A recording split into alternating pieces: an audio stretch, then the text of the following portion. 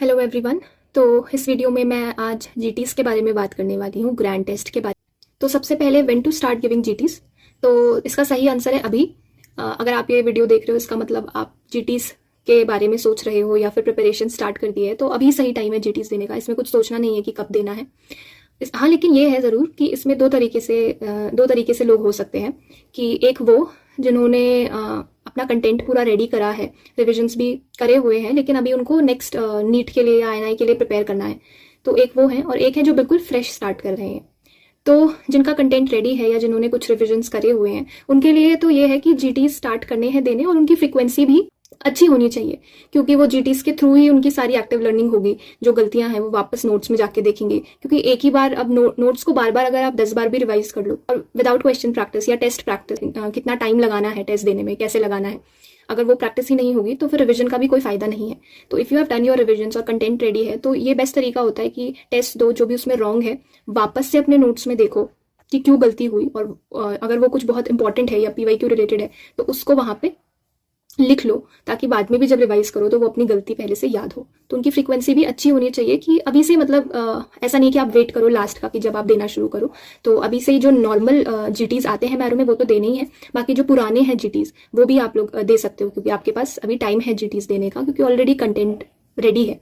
बाकी दूसरे जो बिल्कुल फ्रेश स्टार्ट करेंगे उनके लिए ये है कि अभी पहले जो कंटेंट है वो अपना रेडी करो, लेकिन ऐसा नहीं है कि पहले पूरा रेडी करना है, रिवाइज करना है, फिर जब एक बार रिवाइज हो जाएगा फिर जीटीज देना स्टार्ट करना है। ऐसा नहीं करना। जो अभी नॉर्मल फ्रिक्वेंसी होती है मैरो की जीटीज, मतलब वो देना शुरू कर देना है, क्योंकि अभी इतना नॉलेज ही नहीं है कि जीटीज में आप एक्सपेक्ट करो कि बहुत अच्छा परफॉर्म करें। बट ये सिर्फ प्रैक्टिस के लिए है कि स्टार्टिंग में देना शुरू, लेकिन जो नॉर्मल फ्रिक्वेंसी होती है मैरो में या जो भी ऐप है उसमें, उसके जीटीज स्टार्ट करने हैं देने। तो नेक्स्ट बात करते हैं जीटी रिव्यू की, कि जीटी रिव्यू कैसे करते हैं। अब स्टार्टिंग में तो रॉन्ग ज़्यादा होते हैं, स्किप भी बहुत ज़्यादा होते हैं। तो जिस दिन जीटी देते थे स्टार्टिंग में बहुत ज़्यादा टायरिंग हो जाता है, क्योंकि इतना ज़्यादा टाइम बैठना है, फिर इतने सारे क्वेश्चंस करने हैं, तो वो बहुत टायरिंग डे होता है मेरे लिए। तो स्टार्टिंग में तो मैं नहीं करती थी, उस दिन सेम डे रिव्यू नहीं करती थी। तो रिव्यू करने के लिए ये है कि जो सबसे पहले रॉन्ग है उनको आपको रिव्यू करना है, स्किप्ड है और गेस्ड करेक्ट, वो भी रिव्यू करने बहुत ज़रूरी है, क्योंकि कई बार हम लोग गेस्ट में कंफ्यूज ही होते हैं। तो उनका भी पता होना चाहिए कि सही इन्फॉर्मेशन क्या थी, जिस तरीके से हमने सोचा वो सही था या नहीं था। अब अगर जो रॉन्ग देख रहे हैं हम, उसमें अगर कोई क्वेश्चन है जो कि बहुत ही आसान है, या फिर डायरेक्ट पीवाईक्यू रिपीट है या पीवाईक्यू है, तो वो तो ऐसे क्वेश्चन है जो गलत होने ही नहीं चाहिए पर हो गए हैं और होते हैं, जिनको हम सिली एरर्स बोलते हैं। पर वो सिली नहीं होते, वो बस याद नहीं होते हैं। क्योंकि सिली तो वो हुआ ना कि जो तुमको पता है, आपने देखा नहीं और कुछ भी मार्क कर दिया, पर वो मोस्टली रिकॉल एरर्स ही होते हैं, हमें याद नहीं रहती। और स्पेशली दो चीज़ों में बहुत कन्फ्यूजन होती है। तो उसके लिए यही कि जो भी रॉन्ग है अपने नोट्स में जाओ वापस। स्टार्टिंग में तो बहुत ज़्यादा हो जाता है, तो स्टार्टिंग में नहीं किया था मैंने, लास्ट मतलब बाद में जब थोड़े रॉन्ग कम हो गए थे और सिमिलर मिस्टेक्स रिपीट हो रही थी, तो या फिर दो ऑप्शंस में कन्फ्यूजन थी, तो वापस से अपने नोट्स में गए, वहाँ पे देखा कि ये इन्फॉर्मेशन है, वो इन्फॉर्मेशन है, पर हमने फिर भी गलती करी है, तो वहाँ पे कुछ मार्क, तो नेक्स्ट टाइम आप जब रिवाइज करोगे तो वो याद रहेगी। बस जीटी का ये पर्पस है कि अगर कोई ईजी क्वेश्चन है और वो एक बार गलत हो गया, तो मैक्सिमम चलो दूसरी बार भी गलत हो गया, पर उससे ज़्यादा बार गलत नहीं होना चाहिए। मतलब एक बार तो गलत करके ही वो याद रहता है।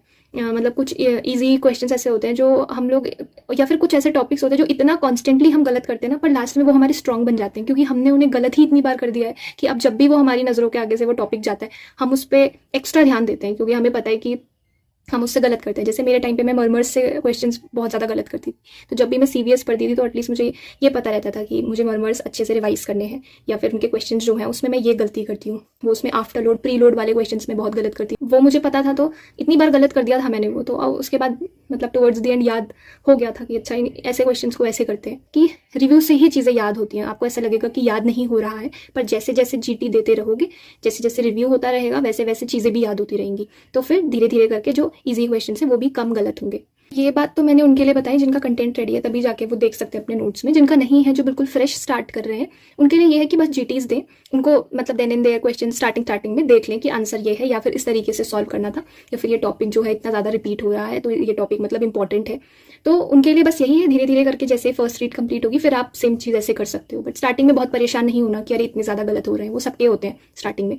अगर किसी ने बहुत ज़्यादा तैयारी नहीं करी है, एमबीबीएस से नॉर्मल पढ़ रहा है, तो स्टार्टिंग में सबका स्कोर कम ही होता है, तो उसके लिए बहुत ज़्यादा परेशान नहीं होना है, इवेंचुअली वो बढ़ जाता है। इनफैक्ट आप स्टक स्कोर है, इसका मतलब ये तो अच्छा है ना कि इतनी तैयारी तो हो गई है, मतलब ऐसे फ्लक्चुएट तो नहीं हो रहा, मतलब आप एक बैलेंस स्कोर पे आ चुके हो, तो यानी कि कंटेंट तो आपका अच्छा हो गया है, रिविजन्स भी अच्छे हो गए हैं, तो अब क्वेश्चंस प्रैक्टिस है। तो अब कैसे पता चले? मेरे टाइम पे स्टार्टिंग में मुझे ऐसा लगा कि मेरे जो मेजर सब्जेक्ट्स हैं, कोई जैसे किसी में कभी मेरा सर्जरी वीक था, तो मैंने जैसे सर्जरी वीक हुआ तो वो मेजर सब्जेक्ट है, उसमें आप मतलब ऐसा नहीं कर सकते कि उससे बहुत सारे गलत हो रहे हैं, तो उसको रिवाइज कर लिया। ऑब्स गाई नहीं है, ऑब्स गाई ने रिवाइज कर लिया। तो ये स्टार्टिंग में इससे स्कोर थोड़ा बढ़ना शुरू हो जाता है, क्योंकि नीट में स्पेशली मेजर पोर्शन तो मेजर सब्जेक्ट्स का ही होता है। तो जो मेजर सब्जेक्ट्स हैं अगर वो स्ट्रांग है, सब कुछ ठीक है, तो लास्ट में मेरे साथ ऐसा हुआ था कि मैंने ये नोटिस किया, क्योंकि हम माइनर सब्जेक्ट्स पे इतना ध्यान नहीं देते हैं, तो मैंने ये नोटिस किया कि जो मेरे स्कोर्स हैं वो इसलिए नहीं बढ़ रहे हैं क्योंकि मैं माइनर सब्जेक्ट्स पे ध्यान नहीं दे रही हूँ। और ये मैंने बहुत लास्ट में देखा, क्योंकि माइनर तो हम लोगों को लगता है कि इतने क्वेश्चंस नहीं आते, तो कम थोड़ा इन पर ज़्यादा ध्यान नहीं देते। तो जब एक बार मेजर सब्जेक्ट सही हो गए, मेजर सब्जेक्ट्स से प्रॉब्लम नहीं हो रही है, तो माइनर में देखना हो जाए, तो इसलिए उन पर ध्यान दिया मैंने।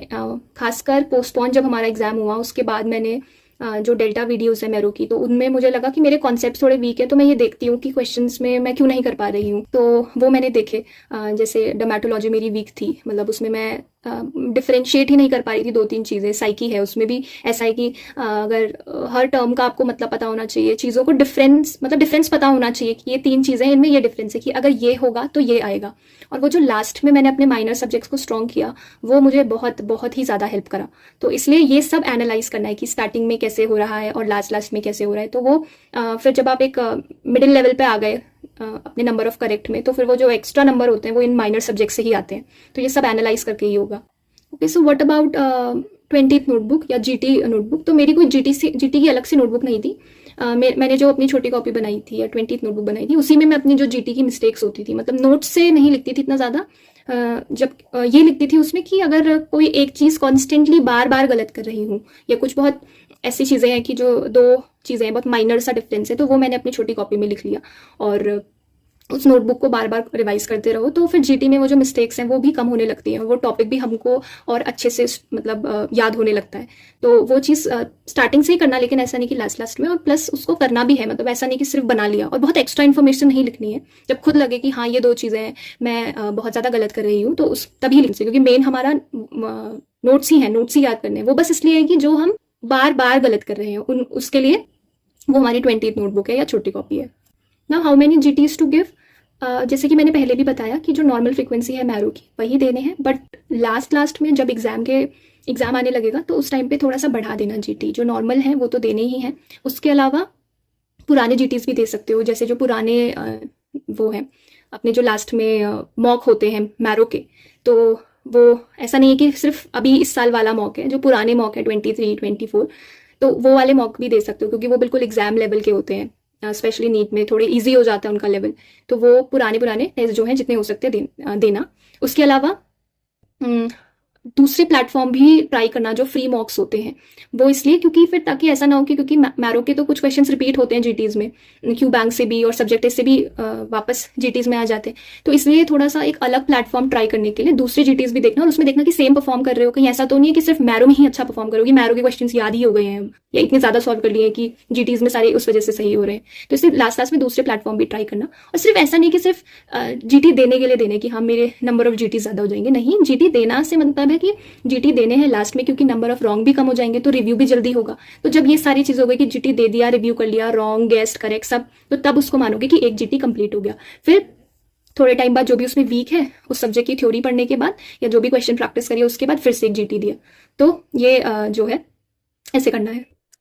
एक और चीज़ है दैट इज़ टाइम मैनेजमेंट। हम इसमें ध्यान नहीं देते हैं शुरुआत में, क्योंकि उस टाइम पे हम अपना कंटेंट ही स्ट्रॉन्ग कर रहे होते हैं, या फिर हम इतना ज़्यादा भूल रहे होते हैं कि हमें बस सिली एरर, स्टक जीटी स्कोर, बस यही दिखता है, और लास्ट में हम इस पर ध्यान भी नहीं देते क्योंकि पहले से ही प्रैक्टिस नहीं की है। तो वो मैं पहले ही बता रही हूँ कि टाइमिंग की प्रैक्टिस स्टार्टिंग से ही करना, नीट में भी और INI में भी, क्योंकि अभी तो हम फिर भी एक घर के माहौल में जीटी दे रहे हैं, तो हमारे पास स्ट्रेस बहुत कम है, तो यहाँ पे हम फिर भी बहुत अच्छा सोच सकते हैं। लेकिन वहाँ एग्जाम हॉल में इतना स्ट्रेस के साथ, या स्ट्रेस बोल लो या एक प्रेशर होता है कि अच्छा परफॉर्म करना है, उसके साथ फिर हमें with in that time frame हमें सब कुछ कंप्लीट करना है।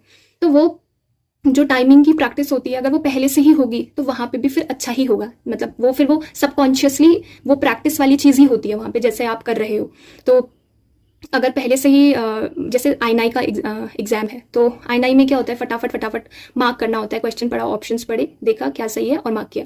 तो वो सारी चीज़ें जीटी से ही प्रैक्टिस करना, मतलब जैसा एग्जाम में देने वाले हो वही चीज़ जीटी में करना। और बाकी जो सारे ऑप्शंस होते हैं मार्क फॉर रिव्यू, जैसे मैं अपना एग्जाम्पल देती हूँ।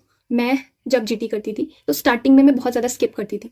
क्यों करती थी स्किप? क्योंकि मैं बहुत इनडिसाइसिव हूँ, मतलब मुझे बहुत मुश्किल हो जाता है अगर कंफ्यूजिंग है। जैसे 4 में आप फिर भी 2 रूल आउट कर लेते हो ऑप्शंस में, तो 2 बचते हैं, तो मुझे इतना वो हो जाता है कि मार्क कैसे करूँ, क्या मार्क करूँ, और फिर उसको मैं स्किप कर देती हूँ। और फिर एंड में क्या होता है, वो जो सेक्शन है जब वो चला जाता है तो टाइम खत्म हो गया, वापस उस पर जा नहीं सकते, तो वो मार्क भी नहीं किया। जबकि ऐसा क्वेश्चन जिसमें आपके 2 ऑप्शन है, 50-50% चांस है उसको करेक्ट करने का, वो मैंने छोड़ दिया। तो वो बहुत बड़ी गलती है। अगर आपने 4 में 2 रूल आउट कर दिया तो 2 में तो मार्क करना ही है, चाहे इंट्यूशन से करो चाहे जो भी हो, पर मार्क करना ही है।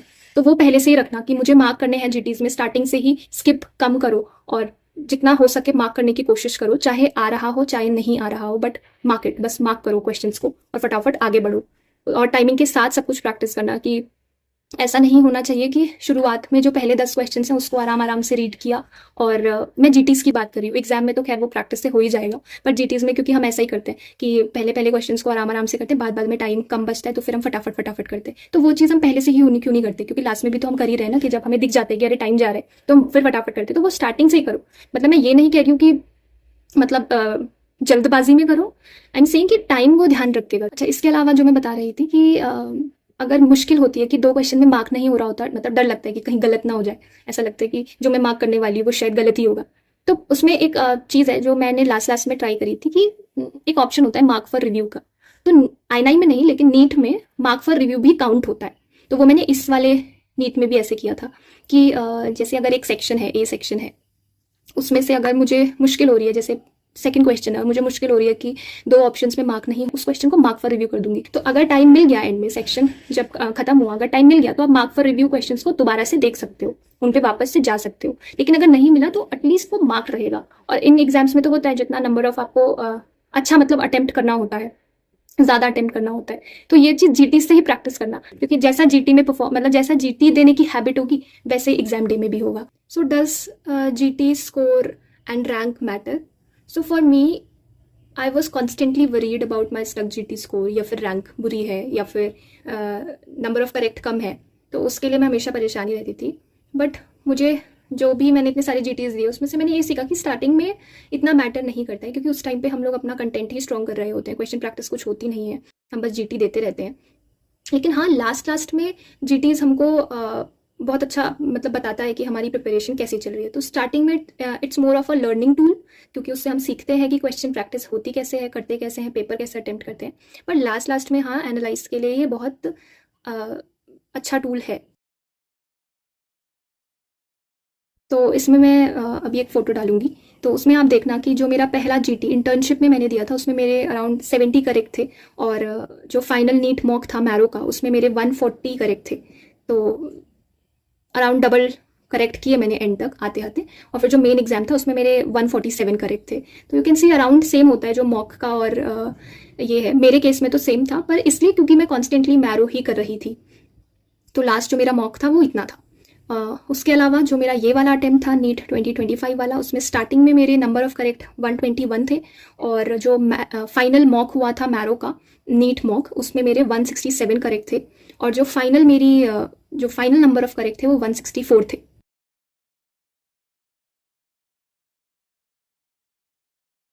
तो ऐसा नहीं है कि जीटी के स्कोर से स्टार्टिंग में ही डिसहार्टन हो जाओ कि स्टार्टिंग में ही नहीं बढ़ रहे हैं। स्टार्टिंग में किसी के नहीं बढ़ते हैं। मैंने बताया कि मेरे तो कहाँ 70 या 120 करेक्ट थे, यानी पहली और बाद वाली प्रिपरेशन में, तो जो कि बहुत कम स्कोर है। तो इनफैक्ट बाद तक भी 140 पे स्टक थे। तो इसलिए जीटी के स्कोर से परेशान नहीं होना है। अगर उसको स्टार्टिंग से कंसिस्टेंटली देते रहोगे तो मैं तो ये गारंटी भी दे सकती हूँ कि अगर आप प्रॉपर हार्डवर्क कर रहे हो, सब कुछ कर रहे हो, तो जीटी का स्कोर बेटर होता है, और फाइनल जो रैंक है वो भी अच्छी ही होगी। तो आज से ही स्टार्ट करो जीटी देना और कंसिस्टेंटली देते रहो।